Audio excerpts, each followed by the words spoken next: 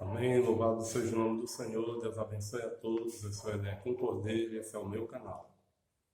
Canal Estudo Bíblico de Deus. Se você gostar do conteúdo desse vídeo, se inscreva, comente, compartilhe, dê o seu like, ative o sino das notificações e nos ajude em nome de Jesus. Amém?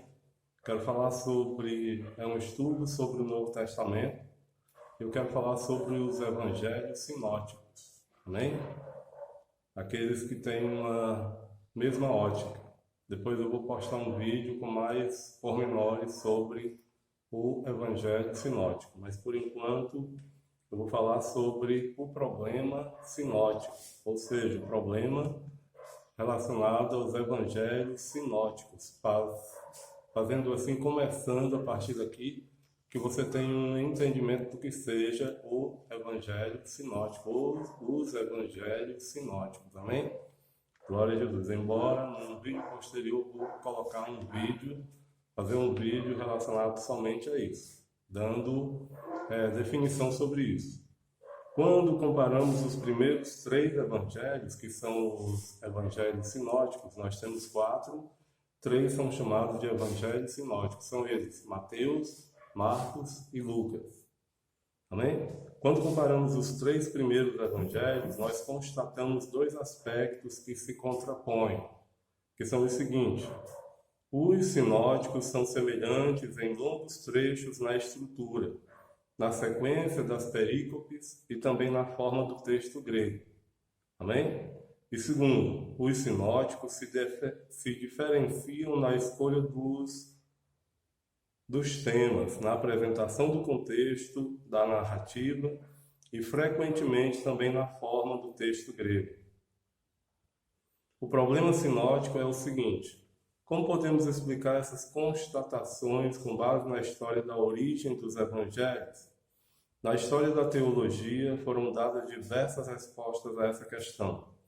Agostinho, que viveu do ano 354 a 430 d.C., cria que os evangelhos foram escritos na sequência em que aparecem no Novo Testamento hoje. Marcos era uma forma resumida de Mateus e Lucas era uma forma ampliada de Marcos.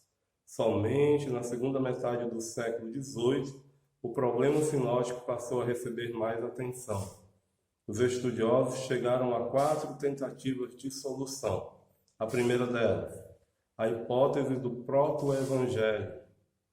Além de outros estudiosos, Lessing a defendeu em 1776. Ele partiu do ponto de vista de que no início da transmissão do Evangelho existia um antigo Evangelho aramaico, o Evangelho dos Nazarenos. Ele tinha notícia de que Jerônimo tinha achado esse Evangelho na seita dos Nazarenos, no 4º século depois de Cristo. Fragmentos desse evangelho foram publicados e existem até hoje. Provavelmente, no entanto, esse evangelho não seja um texto original, e sim uma retradução dos evangelhos sinóticos gregos para o aramaico, que surgiu na primeira metade do século II. Além disso, um proto-evangelho aramaico não resolveria o problema sinótico, pois a semelhança literal do texto grego permaneceria. Seria desnecessário supor também que tinha sido feita uma tradução uniforme do grego sobre o qual os sinóticos se basearam.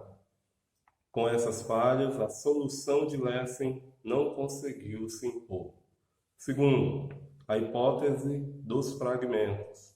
De acordo com essa sugestão, os evangelhos sinóticos são constituídos de inúmeros fragmentos que foram registrados pelos apóstolos e seus ouvintes.